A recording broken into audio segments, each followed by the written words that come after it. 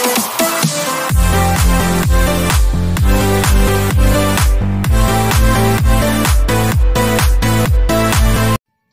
what's up guys? Tara guys, our vlog for today is mag-aani po tayo ng palay guys. So ngayon aanihin po namin tong palay namin ngayon dito guys kasi hinog na po siya. So ito po yung mga nung kabataan namin guys, ito po yung mga nakalakihan namin trabaho, yung pangkabuhayan namin guys. Dito po kami nabubuhay, dito po kami binubuhay na papa namin sa pagsasaka. Pero isa lang masasabi ko, mahirap siya pero kung may tiyaga, may nilaga. Kaya tara, samahan nyo kami guys. Aanihin na namin to guys kasi sobrang hinog na nito.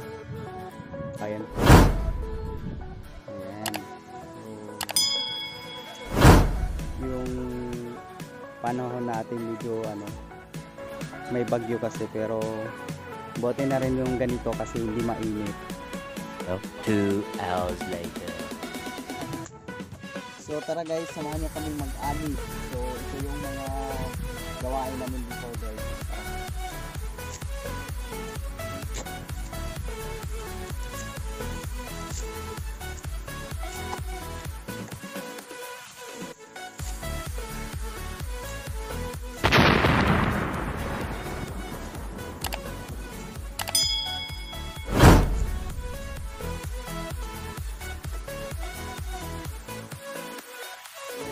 Napakaputik dito guys.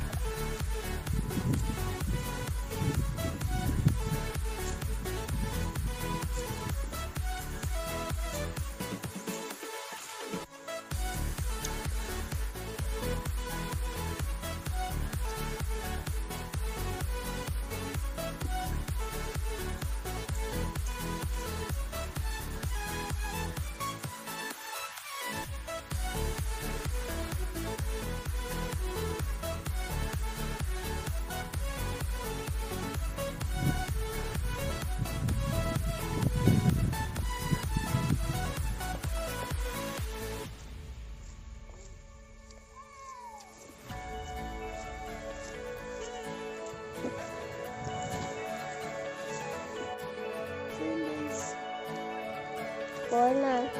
Dito pa rin talaga nakakalimutan mag-harvest ng palay. Kasi ngayon kasi hindi mainit.